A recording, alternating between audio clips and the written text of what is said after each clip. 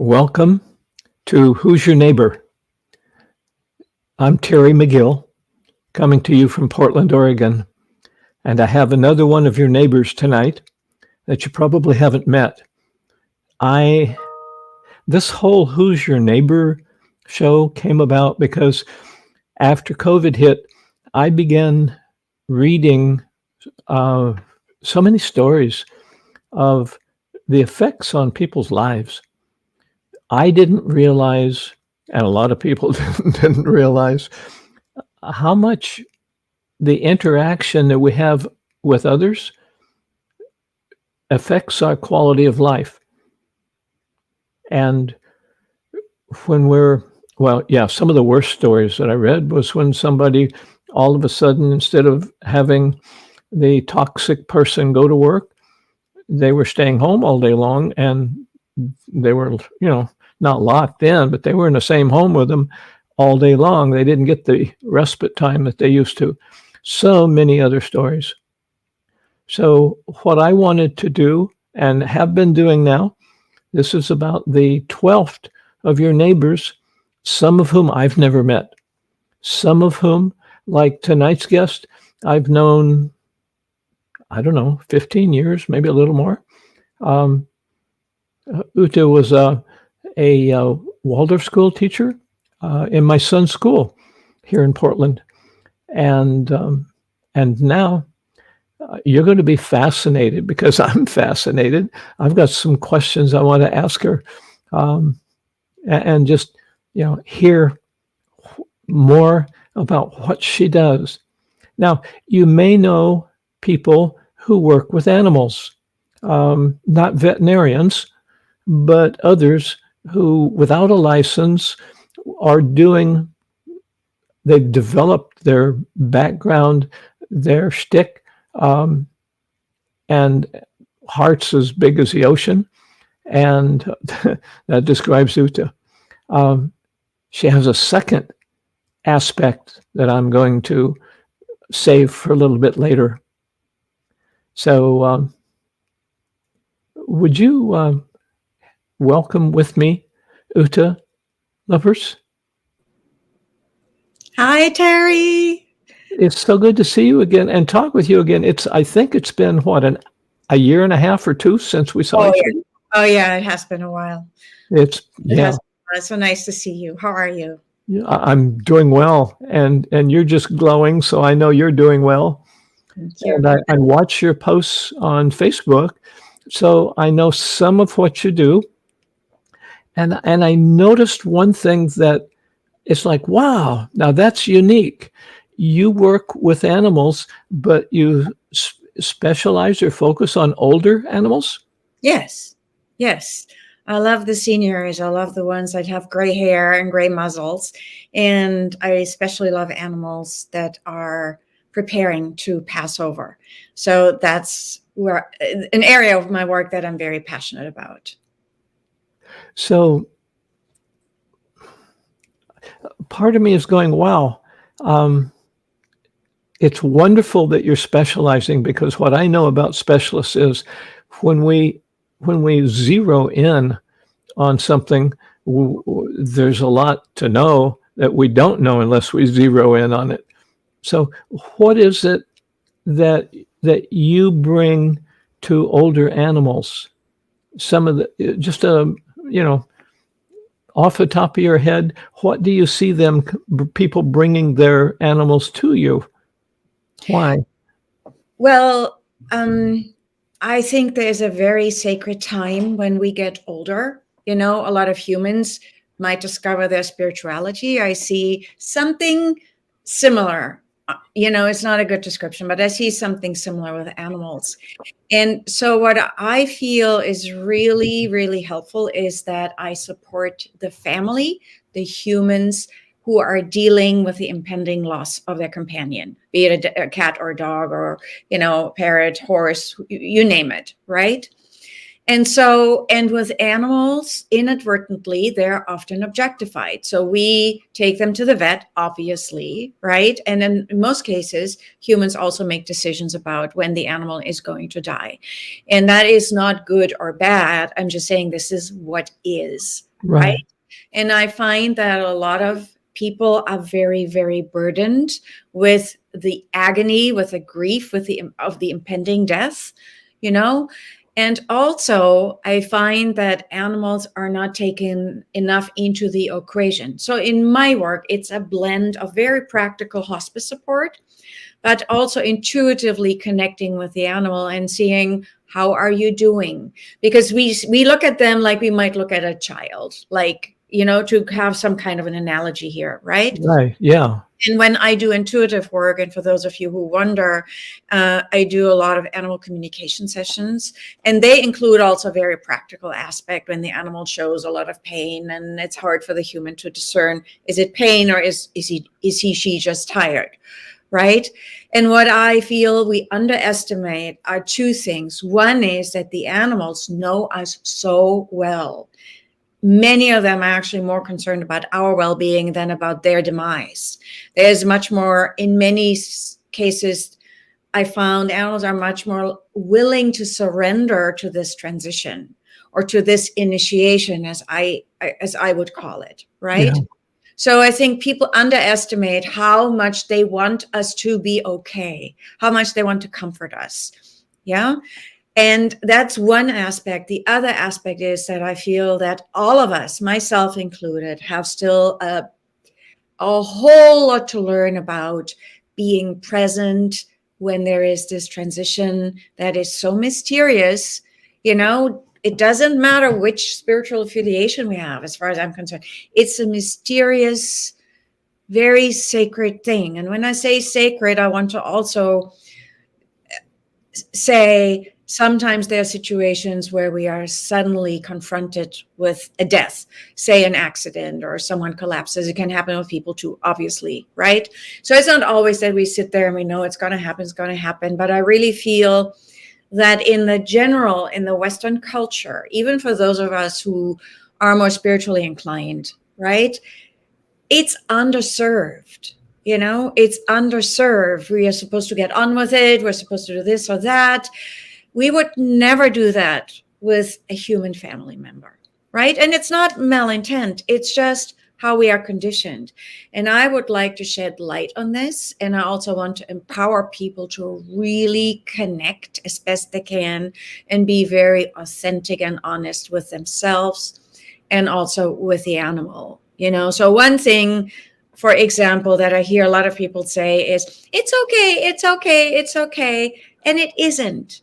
Their heart is ripped apart, and the animals feel that. I'm not saying, oh, just throw your emotions on your pet, but being authentic is such an invitation to presence, even when it's tough. And presence can be a few seconds, depending on the threshold that we have with our own pain points, right?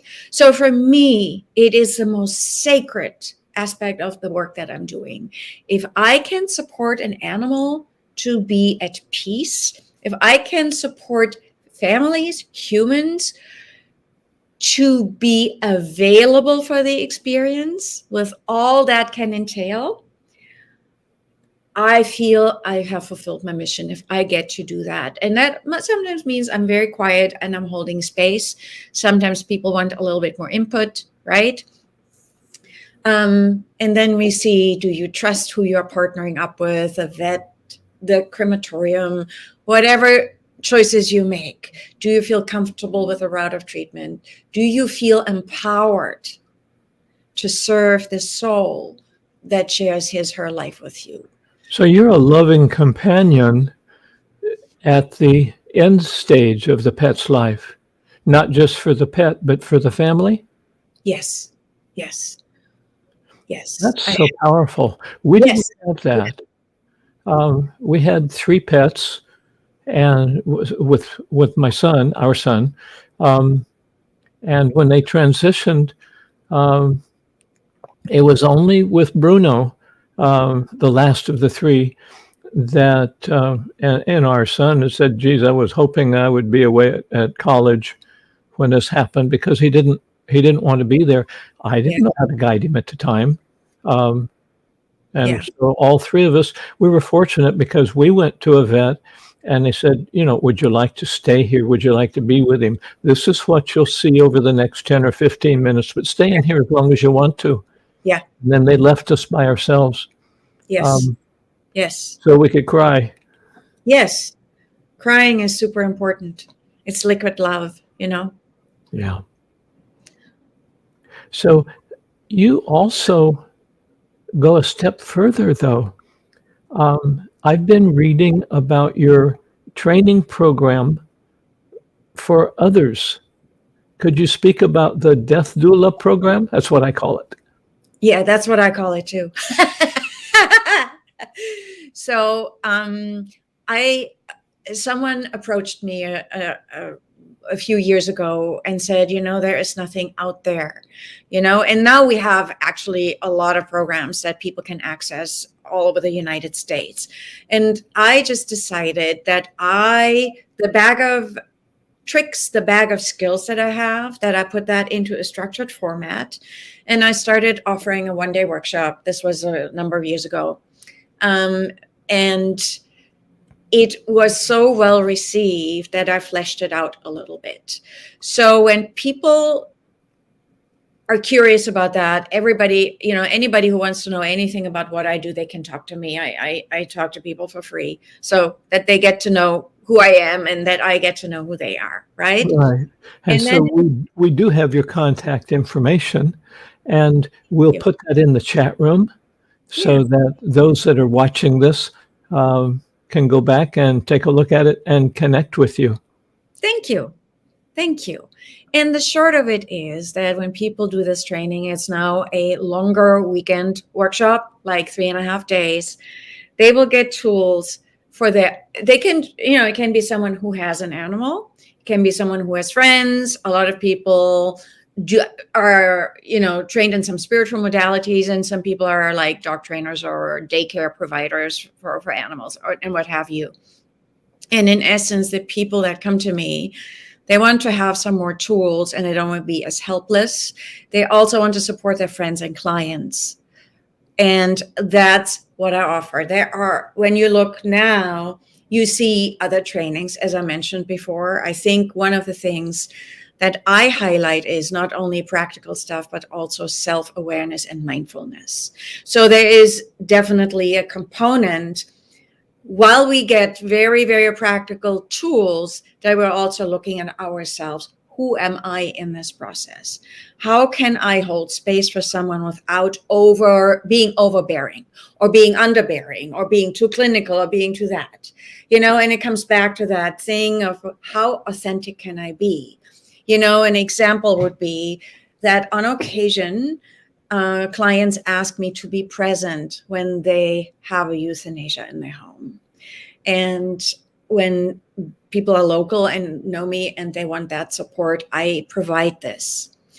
And some of my students would never be willing or wanting to do this. And then I say, don't offer it. Be really clear on how you can hold space, And I think if we are honest and transparent and we say, this is what I do for you, and this is what I don't do for you, then the other party says, thank you. I ask you to do this for me, and then I ask someone else to do that for me, And we, in the training, we talk a lot about, different kinds of scenarios. And most people come either because they lost a pet and they know how lonely that is. Yeah. Even it is very lonely. With humans, we have all of these rituals, and they have different flavors depending on the religion, or whatever affiliation people have. Or people come because they work in a modality and they just don't know what to do. And, there might be a book or two about the stages of grief, and that's about it. And luckily, the landscape is changing. And I'm really on this mission to support this changing landscape and really look at the soul component of this equation, which is why I'm so passionate about this. So it's obvious listening to you. You've done this for a long time. How many years do you think it's been? The intuitive work started a little later. That I've been doing since 2010. So I started doing rehabilitation in 2007. And then the whole intuitive aspect, actually, I was woken up to this. I'd done intuitive work with humans before, and so I wasn't that green, but it actually really was brought to my awareness when my dog Shiva died, and really it was very different than I thought what it would be. It was very dramatic leading up to this event, but when he actually passed, which was here in my house, it was amazing. It was amazing. I was crying, so no, I was sad, but Sure. it was amazing. And I was like, what was I thinking? And I got like, the spirit dog whacked me on the head saying, come on, you can do this. I'm like, you're right. So that's his legacy in essence, what we're talking about, which I'm forever, ever, ever grateful for, that this dog raised my life. And for the uninitiated listener, honestly, it was a lot of hard work when he was alive. So it wasn't all like a walk in the park, but boy, did I learn stuff. Putting any kind of a program together is not a walk in the park. There's so many aspects. I'm still learning about these Who's Your Neighbor shows. There's so many little details. It's like, you want a what? Because I hadn't thought of that one yet. Crazy cat lady. Oh no, that was me. Sorry. There's a whole bunch of jokes about you want a what? And that's back to you and what you do. I'm so drawn to it because I'm thinking about, because we've been talking for several weeks, and I'm going, yeah, animals, older animals, rehabilitation or the transition. What was your term for that? Initiation? I feel it is that. There are many terms for this. I feel it is an initiation. It is for me every time I'm privileged to be present, physically speaking, With the animal passing over? Yes. And I've also seen energetic. There was just also a freedom that I witnessed in some situations because the body wasn't in the way anymore. Yeah. And again, I don't want to pretty anything up, but I feel everything can be experienced at the same time, the grief, the dread, the what am I going to do without you? And this amazing illumination that I've actually seen in the auric field, even though technically the body was dead, but right. It was just incredible. I'm like, wow, am I lucky that I get these teachings, It's really fortunate that you're able to perceive that too, because it gives you something to share with others that's outside most people's experience. I'm just fascinated with what you can offer to people. It's like, wow, this is totally neat. But we all have these gifts. We are all, we have different access points. Not everybody has the same vision. Some people see with their hands, right? And you might mention a thing or two about that. And some people hear. I mean, there are many, many different ways to perceive things. I just want to say, it's not that it's just a few privileged people that were born with this. I think we all have it. It's just it's just hidden under a lot of stuff. seeing is hidden. And in my experience, because I've been involved with this literally all my life, although I slammed the gate shut on it when I was really young, because people told me, don't do that or you're going to wind up in an insane asylum. Like, Yeah. okay. Yeah. But then it just started wanting to come out. When you mention hands, I don't actually see with my hands. I have a transmission called Tao Healing Hands. And so it's like turning on a light switch. Yep. And you've experienced it, haven't you? You did this with one of my dogs when you visited. That's what I remember. It's been a couple of years, but yeah. Yes. Yes. Were you able, I'm curious, were you able to perceive the energy in any way that was? Yes.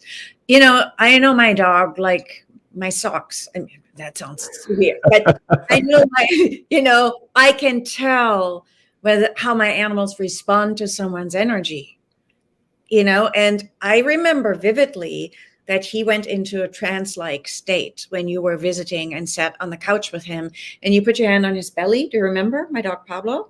I just remember, but I don't remember the specifics. Oh, I do. See, this was a long time ago, and there was some kind of a crisis, and I don't remember what that was, but he was going through something, and you put your hand on his belly, and I'm like, ooh. And, it's not that I see it on the outside, but I could sense how he shifted and how he synced up with you. And that's the beauty. He didn't argue with you and say, Terry, what is the weird stuff that you're doing? That's the beauty about animals. They either respond to the energy or they don't. For me, with the Tao Healing Hands, I got the early version back in 2010 called Divine Healing Hands, and Tao just is a higher level. And after, 12 years now,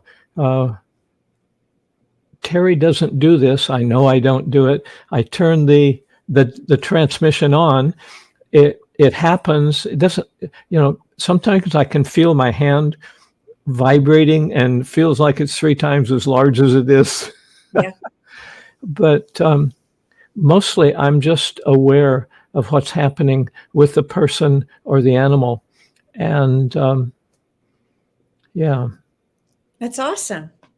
So if anyone is watching that's interested in knowing more about this Tao Healing Hands, we'll put a link in the chat room where you can go check it out. Yeah. The program has incidentally been changed recently. We just held the first of the new way day before yesterday. This is Tuesday, on Sunday. And instead of an intense 2.5 days where you go, what happened? Now it's one day in January, or 1 month, the next month, and that's just on self-healing. The next month is healing yourself and others, family.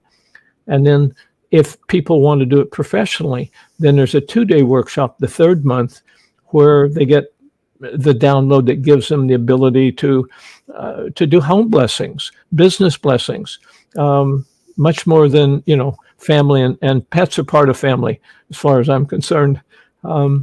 Anyway, let me go back to you, because I know that you do these Death Doula. I got the name right? You do these trainings. How often do you do them? 2-3 times a year? 2 to 3 times a year, and there's one coming up at the end of March that you can find on my website. And so this will be March 2022. Yes. If they're watching this yeah. in 2023 or 24. In that October. So I have 3 trainings planned for this year. And we Great. See yeah. And how long did you say they were now? They start Thursday nights and they go through Sunday. So we have a very jam-packed schedule. I would imagine. Yeah. Mm-hmm. Yeah. What kind of follow-up is there for the people who go through your training? Support? We have a private Facebook group where people can talk to each other and they can post information, they can ask questions. And they also have me, because anybody who works with me, and that is not, so on occasion there's mentoring, and on other occasions we do some other collaborations. People get a ton of information, and then in our private group, people can say, oh, there is another webinar with animal communicator so-and-so, or I really like this article about natural death here from Brighthaven, this and that. So we are sharing resources. And then I know that, I don't know whether they still do it. I had a lot of people from Canada in the last few trainings, and they just hooked up with each other. They don't need me to do this. And then I get questions, and then people, so people sometimes say, oh, I have someone who wants to do this. How would I get started? What would I do? And then I say, this is what I do. What is good for you? And I'm giving examples. And at the very tail end of the training, it used to be a separate workshop. I just rolled it in one this year. We talk about what could it look like when you talk about pet death, and pet hospice. And what is it that you bring to the table? So is it Terry with a Tao healing hands training? Is it Reiki? Is it something else? Is it, fill in the blank. And people that really feel, oh, this is the right direction, they do, many of them who are very serious do these workshops more than once. It's like we learn how to ride the bicycle and then we have to practice. Right. And they also really find their own way of doing this.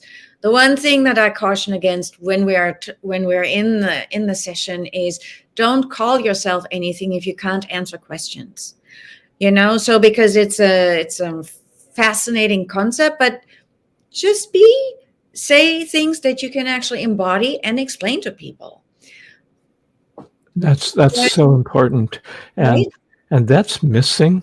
I used to be a realtor, as you know, and the trainings were fake it until you make it. Yeah.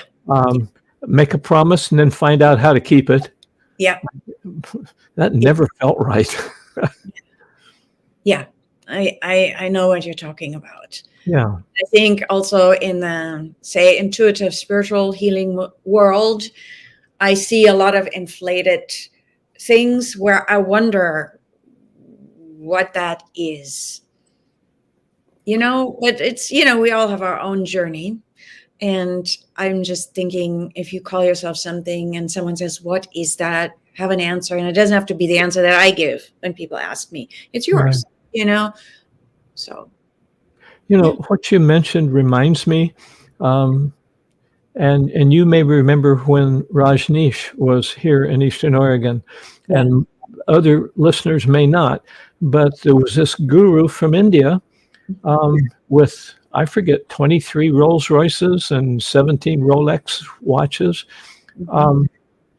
And he didn't manage the ranch, they called it. Somebody else did that was in the group, because he was doing he was just in silence and meditating. And there were some real issues that came up, serious issues. And then he left. It winds up 20 years later, I run across him. He's now calling himself Osho. He's a wonderful being. He was probably wonderful before, but he wasn't he wasn't in charge of anything. He was just letting somebody else run it. He doesn't care about Rolexes and Rolls Royces anymore, because he's matured. The interesting thing that I found is, I was really surprised. People can have great gifts, but they aren't mature in how they use them all the time. Yeah, grounded. Yeah. And your training is what you've been voicing for the last 10 or 15 minutes is so important, because this is all about what is sacred. And that means that you don't make promises or name yourself things that you don't even know the definition for. It's about honesty, and you mentioned transparency, it's communication, and I was really looking forward to tonight, and I'm hearing you're putting into words what I knew had to be there, but I hadn't heard it, and I just really appreciate it. So for your actual work with rehabilitation, then people can connect with you through your webpage. Yeah. And For free intro session, so people could, send me an email and we set up a time to talk. Or we've got your email up there. We've got your webpage up there, so they can connect with you. They can find out about how to connect with you for an aging pet that needs help. Yeah, they can connect with you. Or animals that are not old. But my the majority of my clients have aging pets, but I also work with very fearful animals because I love them. I love the shy ones. That was really apparent when I was over at your house that day. It's like, wow, you were just, and that was new to me back then. I hadn't recognized soul quality in animals then. Yeah, this much. Yeah. But you had that much. And I'm going, wow. And I still have to pick up the dog poop. That hasn't changed. Yeah. So what's it called? Before enlightenment, chop wood, carry water? Yes. After enlightenment, there's nothing different. Take the bags with you and the flashlight if you walk them in the dark. Yeah. I can remember those days. Yeah. Yeah. Well, Ute, I want to thank you so much for coming tonight. And I hope you've got friends, family, and tribe that are watching your webpage. And if not, they're going to be able to replay it. In fact, they can replay it if they want to hear your voice again. Yeah. Well, thank you so much for thinking of me. I feel so blessed. So thank you. You're one of Portland's treasures. Do you are? Do you know in China they have what's called national treasures? The Chinese government has a crew. They have a whole bunch of people over scouring all of China for who is the best house painter, who's the best picture painter, who writes the best calligraphy, who does this, who does that. The very best ones, they're made, I forget what the term is, but they're termed a national treasure. So this isn't the United States, this is Portland, but even at the national level, my experience with you and then listening to you more tonight, you're going to be, I would just urge you, consider yourself a treasure. Oh, thank you. Thank you. And thank you for coming tonight. Thank you for having me. Really. And I'll stay in touch. Thank you, Terry. Thank you. So one more edition of Who's Your Neighbor? I am so fascinated, as you can tell, with these wonderful guests that some I've been connected with 25 years, and others like the I just blanked out on her name, Street Books.